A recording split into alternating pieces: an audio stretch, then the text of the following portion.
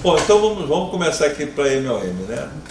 Então a gente faz um alinhamento básico e conceitual, né? O que é dado? Dados são observação de uma variável que não foi numericamente organizada. Dá um exemplo. Data de início e data de término de uma licitação. Ela não foi numericamente organizada, mas é um dado. Como é que ele vai, esse dado de início e dado de término?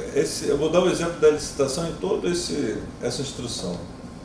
Então, quando é que ele vai gerar informação?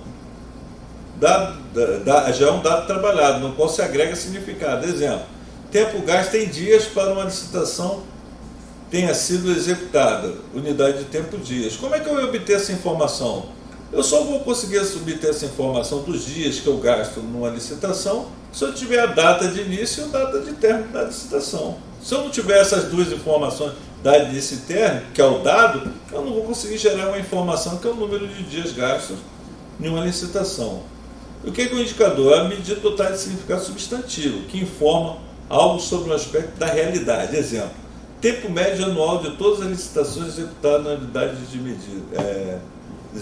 Unidade de medida dias. Ou seja, eu estou pegando as informações aqui, estou criando um indicador por intermédio de uma fórmula, que seria a média das licitações executadas no ano, e ela vai dar uma informação. O indicador geralmente vai ser um percentual, vai ser uma média, tá certo? O indicador ele já tem que ser uma fórmula, de preferência que venha de uma fórmula trabalhada em cima de informações geradas. O indicador ele tem uma característica muito importante. Ele geralmente é uma medida audaciosa. Para o estatístico, por exemplo, ele quando pega um indicador, quando vem a média, ele já pergunta: pô, mas qual é o desvio padrão dessa média? Por quê? Porque ele está perguntando se os dados estão muito espalhados e aquela média é uma média de dados muito espalhados ou se os dados muito concentrados. Não, isso faz diferença? Pô, isso faz muita diferença. Né? Vou dar um exemplo. Se eu tenho o índice de operacionalidade dos comandos militares diários, se eu tenho lá Comando Militar do Sul e Comando Militar do Sudeste com indicadores altos e, por exemplo, Norte com indicador baixo, quando for tirar a média, eu vou estar para Manaus, para a Amazônia, ele vai estar superestimado, porque na verdade minha realidade é menor.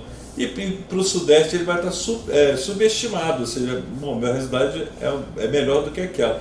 Quando estão próximos é uma coisa mais aceitável. Mais homogêneo. Fica mais homogêneo e fica uma coisa muito melhor, né? Quanto mais heterogêneo, pior, porque eu vou ter que saber lidar com os heterogêneos. Uma das missões, por exemplo, do indicador, quando eu faço a rastreabilidade, é que a busca principal. Por que eu estou fazendo a rastreabilidade? É para tentar fazer com que, por exemplo, os comandos militares diários tenham um indicador de operacionalidade próximos, ou então que eu deseje que tenha indicadores diferentes para aqueles locais que eu preciso de uma operacionalidade maior. E isso tem que ser justificado. Então, olha, meu investimento é maior no Comando Militar da Amazônia do que no Nordeste, porque é aqui que o bicho está pegando e é aqui que eu preciso de recursos operacionais para poder lidar com as necessidades que estão acontecendo aqui. Ah, no Nordeste não, porque a fronteira do Nordeste é o Atlântico. O pessoal brinca muito com isso. Fala que a fronteira do Nordeste é a África. Né? Mas na verdade, isso depende do nível de importância que a gente tem que dar. Né? Objetivo é o propósito de realizar algo. É aquilo que fornece a direção do que se deseja e deve fazer. Exemplo, eu quero diminuir o tempo gasto no processo licitatório. Esse é o meu objetivo, é diminuir. Qual é a meta? Diminuir em quanto? É o objetivo de forma quantificada. Eu vou quantificar o objetivo. O objetivo é diminuir. A meta é falar assim, eu vou diminuir em quanto? Eu vou aumentar em quanto? Né? Então o exemplo da meta aqui, o tempo gasto para um processo licitatório será bom se for menor ou igual a 120 dias. Ou seja, meu sarrafo para a meta de tempo gasto na licitação seriam 120 dias. Coronel, como é que eu defino 120 dias? Ah, amigo, aí por isso que é importante. Eu preciso fazer o estudo do processo para saber os tempos gastos em cada fase do meu processo para poder definir uma boa meta. Senão eu vou ter que usar um teorema terrível, que é o teorema de Chutágoras. Eu vou chutar uma meta e depois ver o que acontece. Então isso aqui é importantíssimo. Se eu não fizer isso, mapeando o processo, não consigo fazer uma definição de uma meta satisfatória. Fatores críticos de sucesso é o que se deve priorizar no processo para que seus objetivos sejam alcançados. Exemplo, tempo gasto no processo licitatório. É um fator crítico. Se eu gastar mais tempo do que o necessário, isso pode implicar em quê? Isso pode estar mostrando para mim, inclusive, que o meu processo tem algum gargalo importante. O gargalo pode estar, por exemplo, no processo licitatório, de não ter um sistema confiável para fazer o registro de preço, por exemplo.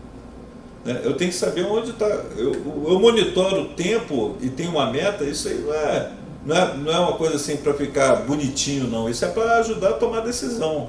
Para que o chefe da SALC, por exemplo, ele acompanhe o tempo gasto que está sendo gasto em cada licitação que está sendo em andamento e ver, por exemplo, isso aqui vai estourar, porque já vai estourar 120 dias. Aqui, esse gargalo aqui vai implicar em aumento do tempo que eu coloquei como meta a ser atingido. Então eu vou poder atuar no andamento do processo, não só esperar, espera acabar todo o processo, durou 200 dias. Pô, tá bem diferente da minha meta. Não, eu podia ter atuado antes, né? Então a construção do indicador de desempenho, eu tenho algumas entradas para o indicador de desempenho. Eu preciso dos processos mapeados. Isso aqui é importantíssimo. E o processo mapeado tem a ver com a minha missão que eu estou cumprindo. Então esses dois caixinhas aqui são praticamente um irmão gêmeo do outro. Eu tenho a minha missão e como eu cumpro a minha missão. O processo, ele advém de um resultado. Tem que saber qual é a missão que eu tenho. Indicador de desempenho, as minhas metas têm a ver com a minha visão de futuro. Então eu vou ver a minha visão de futuro e vou construir as metas. A nível estratégico, a visão de futuro é justamente são os meus objetivos estratégicos. Okay? E esses indicadores ele pode ser de eficácia, ou seja, o fim, eficiência meio e efetividade de impacto. Então vou dar um exemplo aqui da área que todo mundo passou por isso, mas no rancho a eficácia, por exemplo, é eu preparar 3.400 refeições. Eu preciso preparar 3.400 refeições porque 3.400 pessoas em média vão ao rancho todos os dias. Então se eu cumprir 3.400 refeições, cumprir a minha meta, meu indicador de eficácia é muito bom. É o fim, é o resultado que eu obtive. Eficiência é saber, é afeto diretamente a processo, né? Eficiência é afeto diretamente a processo. É o meio, ou seja, é o meião que está funcionando.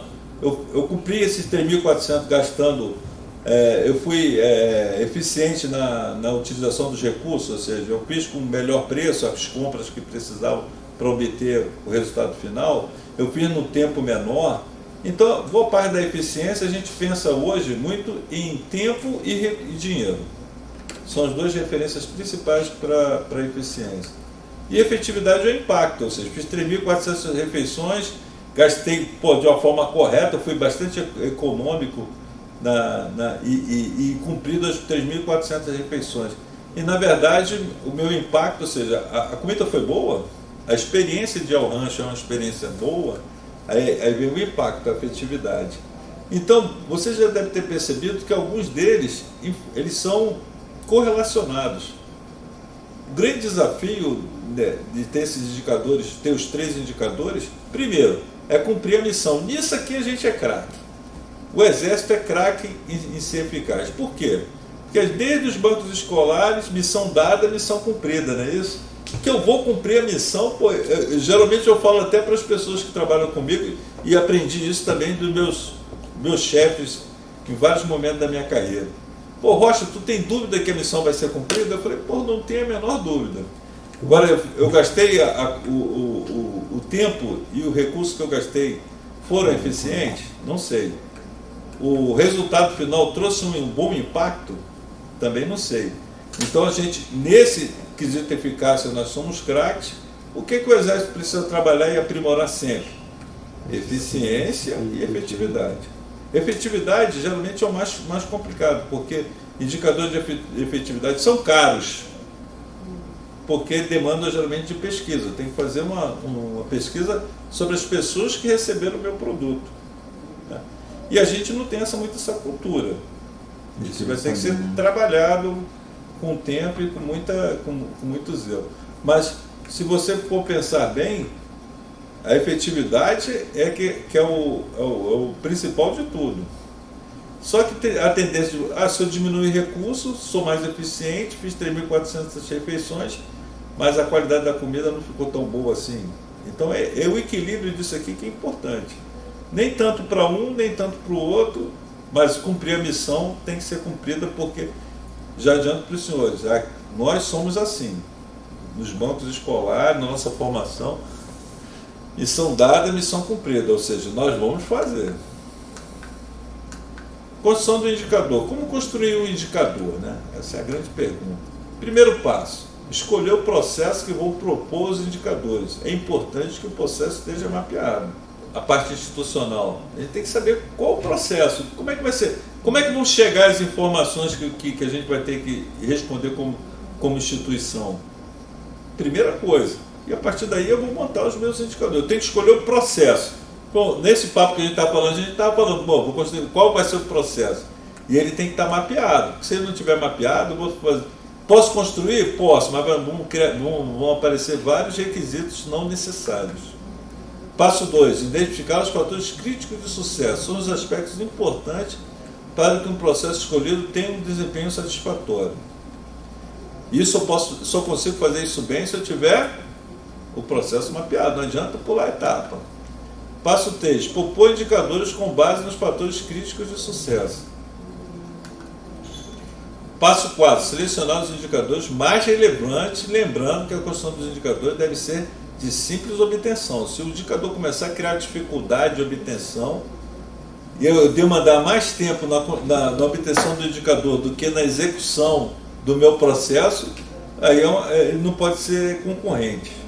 Por isso que é tão difícil a gente conseguir indicadores de efetividade, porque geralmente eles não são de simples obtenção, vai ser demandado por demanda de pesquisa. Se a gente conseguir fazer essa pesquisa quase que sem uma ferramenta de TI, pode esquecer que você não vai conseguir. O ideal é que a gente consiga, por exemplo, usar pesquisas usando o próprio celular para responder, onde a pessoa só dá um link, um QR Code para a pessoa e escanear o QR Code e responder, né? Isso seria... Eu tenho que usar a tecnologia a favor para poder esse indicador ser de efetividade, ser de simples obtenção, senão vira o caos. Propor meta para os indicadores selecionados. Deve ser desafiadoras as metas, mas execuíveis. Se ela não for execuível, não adianta... Senão ela vai virar frustração. Sistematizar a medição dos indicadores. Criar uma rotina de medição. Ou seja, se eu não sistematizar a obtenção dos indicadores, ele vai ser feito de uma forma não técnica e a coleta e a análise dos dados vai ficar altamente prejudicada. E o mais importante, o indicador ele tem que ser analisado, os resultados obtidos. Não só analisado, tem que tomar decisão. O indicador ele tem que servir para tomar decisão. Se o indicador não servir para tomar decisão, negão, joga essa porcaria fora, não serve para nada. Se é um indicador simples de um processo, por exemplo, que esteja dentro de uma SALC, ele vai ver aqueles indicadores que estão tendo, que ele tem que se calcar principalmente quando os resultados não forem satisfatórios. Tá certo? Quando não for satisfatório, ele vai ter que unir a sua equipe e tentar buscar resultados. Seria uma RMC? Isso, é uma RMC pequena dentro do seu universo ali, para poder verificar quais são as linhas de ações que eu posso fazer para poder melhorar. Na base administrativa do QG, isso já virou rotina. Todos depois de ciclo de pesquisa, o comandante da base reúne por tema, ou seja, vai pegar, a pesquisa é dividida, não sei se eu chegar a responder uma delas. Tem uma parte voltada para segurança, tem uma parte voltada para refeição, tem uma parte voltada para posto médico, tem uma parte para transporte, para todos os finalísticos da base. Então ele faz uma reunião com o comandante, com todos, e é feita uma RMC dentro de cada seção responsável para poder buscar eles já virem com linha de ação para tomar a decisão do comandante e do próprio colegiado, que é feito pelos chefes de seção de cada local lá da base. É um exercício que eu aprendi lá que eu vi que funcionava, foi uma das coisas que quando me convidaram para o OM, eu falei, pô, se eu consigo fazer, a gente consegue fazer isso no OM, vai dar trabalho para fazer a nível exército, mas é possível fazer, não é impossível fazer. Aí agora é um exemplo, né? Escolher o processo, então eu escolhi realizar licitação, o processo que eu quero. Identificar os fatores críticos de sucesso, eu linkei 4 fatores críticos aqui, ó. Não ter a quantidade de pessoas adequadas para o volume de trabalho é um fator crítico. Tempo gasto nas licitações é um fator crítico. Qualidade dos objetos licitados é um fator crítico.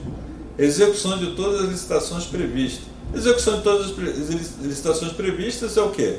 É eficácia, né? Isso aqui geralmente a gente é bom de fazer. Qualidade do objeto licitado é impacto. Pô, não adianta eu chegar a fazer licitação no tempo correto, com todas as etapas, gastei a quantidade, e no final a caneta não escreve, por exemplo. Tempo gasto nas licitações. Esse aqui tem a ver com o quê? Com a parte de eficiência. E não ter a quantidade de pessoas adequadas para o volume de trabalho, isso aqui tem a ver, meio também tem a ver com a eficiência. Então, entenderam? Eu só listei algumas só para a gente servir de exemplo. Propõe indicador com base nos fatores críticos de sucesso. Então, para cada um deles eu propus um indicador. Índice de completamento pessoal da seção de aquisição de licitações de contrato, ou seja, eu vou comparar o que é existente com o que tem no QCP, com o que está previsto e tirar um percentual disso. Tempo médio gasto anualmente com licitações, tem tempo das licitações que é uma coisa importante. Qualidade dos objetos licitados, nível de satisfação dos usuários no que se refere aos objetos licitados. Aqui, nível de satisfação, entendam pesquisa. Execução das licitações previstas, número de licitações executadas sobre as previstas sobre aquele ano.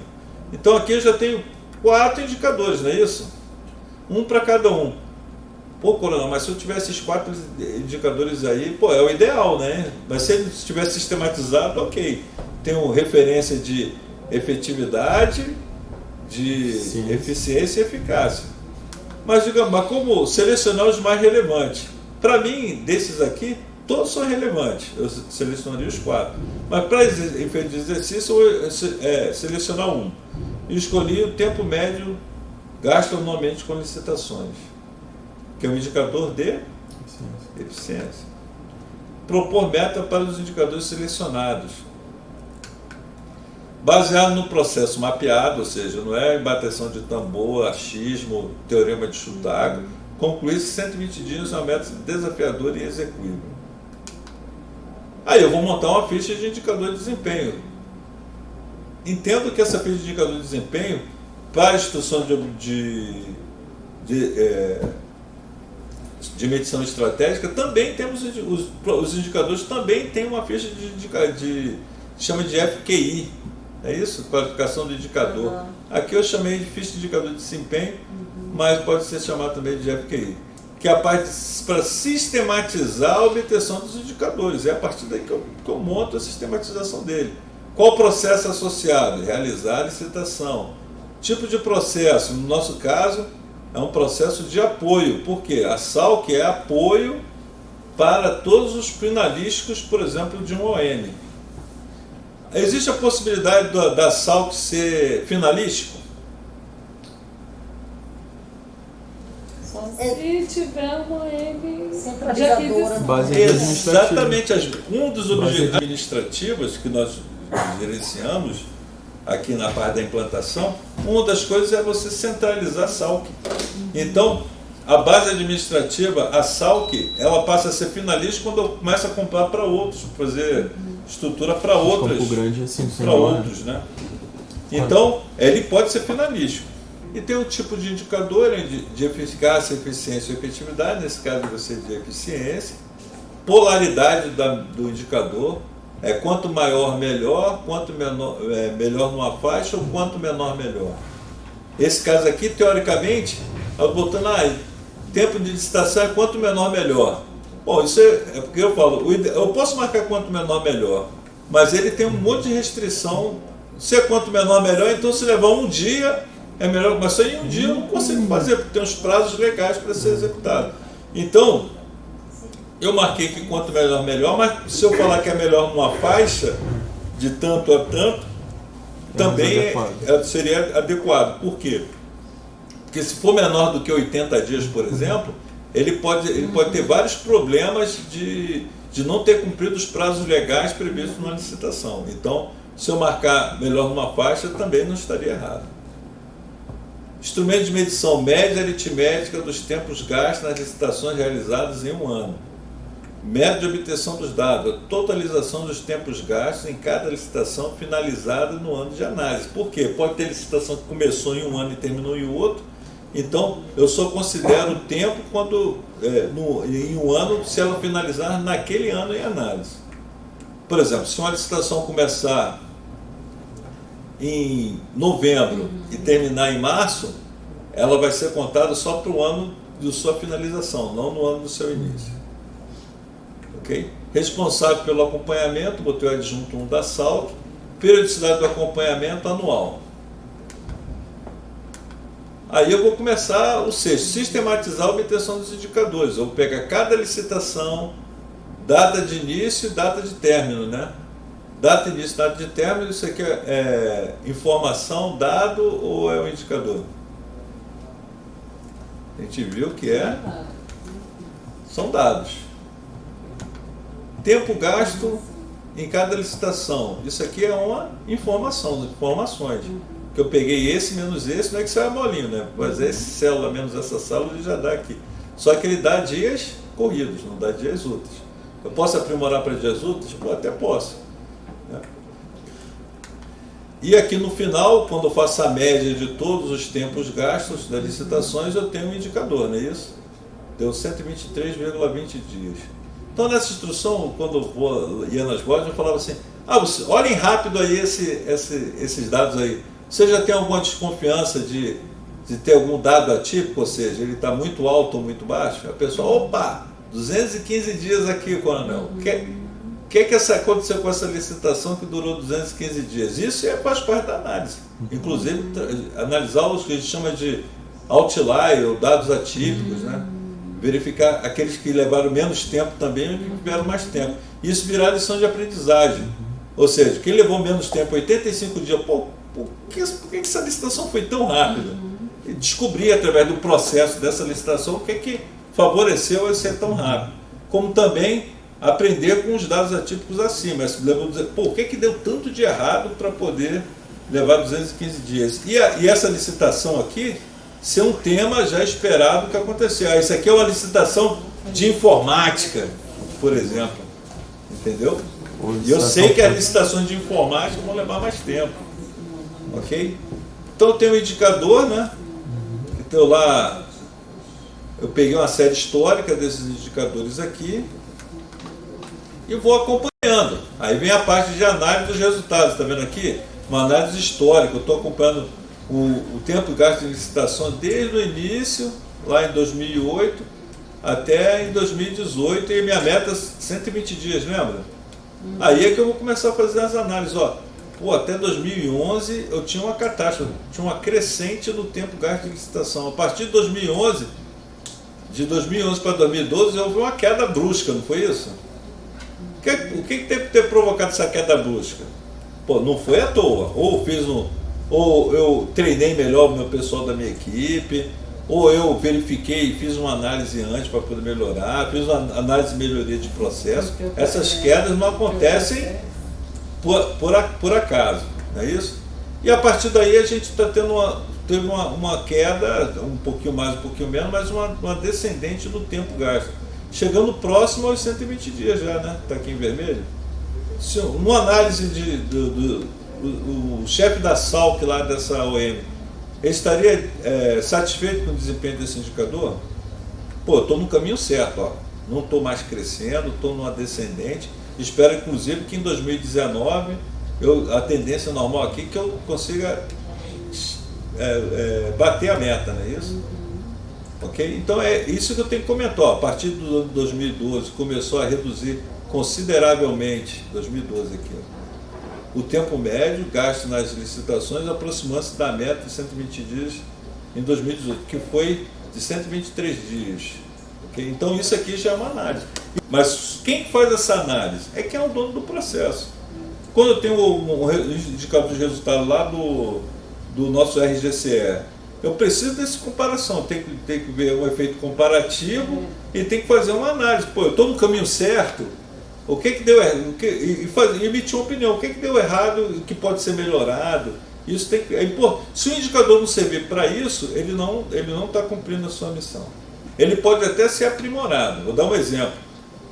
A inflação nossa, medida pelo IPCA, ele usava-se 12 regiões metropolitanas, hoje já são 16.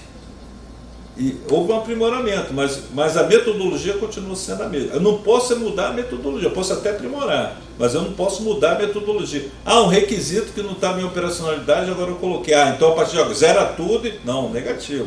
Mas eu sei que naquele ano, eu até posso sinalizar, naquele ano teve uma melhoria. Mas ele ainda como o método é o mesmo, ele pode ser comparado. Agora, por exemplo, vou dar um exemplo. Índice de operacionalidade, ele mudou radicalmente. Requisitos foram totalmente trocados, então ele não é parâmetro de comparação.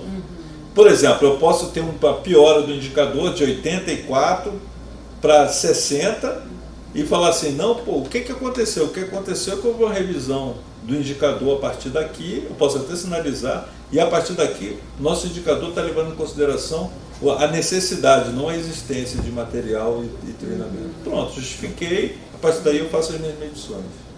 Ok?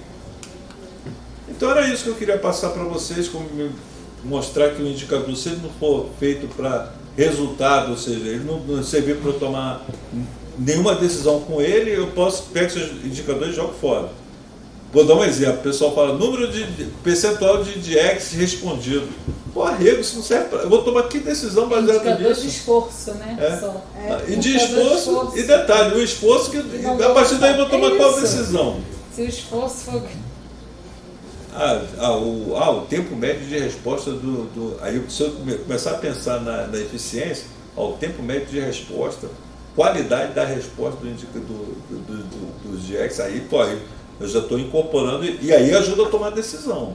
Mas só a quantidade de GX respondido, por exemplo, e muitos já estão colocando isso como indicador, eu falo, toda vez que eu vejo isso, me dá até um arrepio, até um tempo. Tá bom, amigo, isso aí vai te ajudar a tomar qual decisão? Nenhuma, mas é importante ter. Eu falei, não, então não é importante ter, é importante jogar fora. Eu estou gastando tempo à toa. Então era isso que eu queria passar para vocês.